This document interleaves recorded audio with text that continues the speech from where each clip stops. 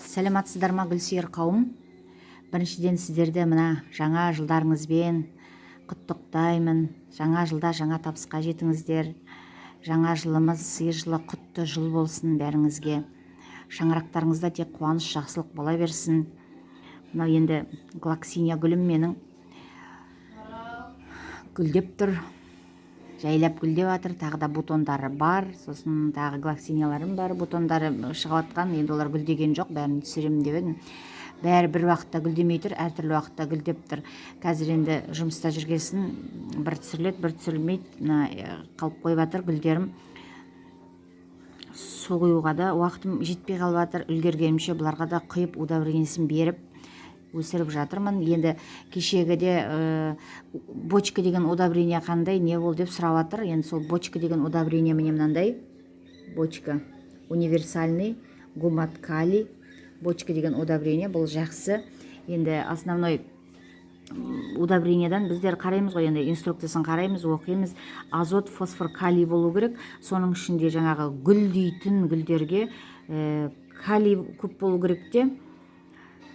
Азот ол жапырағына жауап береді, фосфор тамырына жауап береді.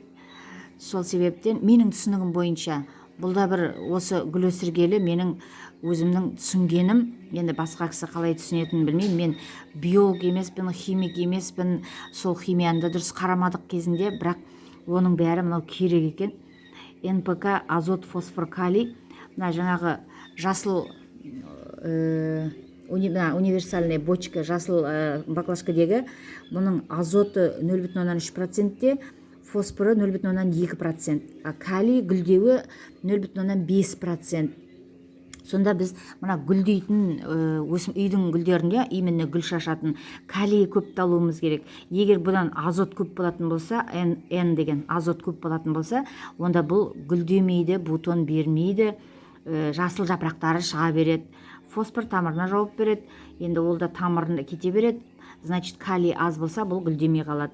Сол себептен мен осы екі бочка деген, жалғыз бочка емес қой, көп қой удобрение. Соның ішінде азот, фосфор, калий. Азоты аздап болу керек, фосфор болу керек, сосын барып калий көптеу болу керек. Именно гүлдейтін гүлдерге.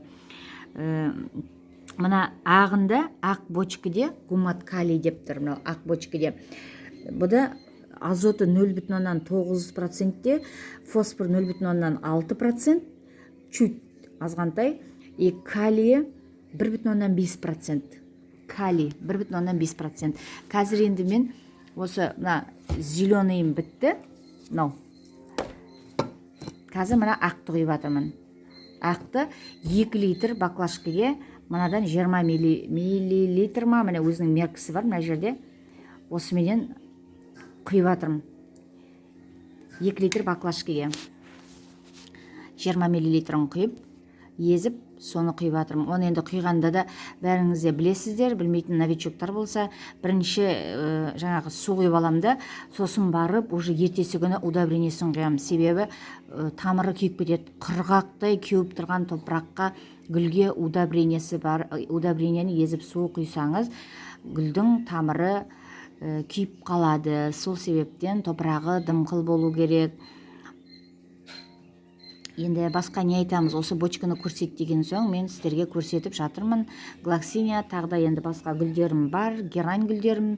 Сол герань гүлді де сұраған, ол енді герань гүлді келесіге түсіріп көрсетемін. Гүлдеп болып қалды, ол сол гүлдегенін көрсетейін деп едім. Ол гүлдеп болып қалды, тағы да бутондарын беріп жатыр. Сол кезде енді түсіріп көрсетемін. Сау саламатта болыңыздар, заман тыныш болсын, індеттен аман есен құтылайық. Тыныштық заман болсын.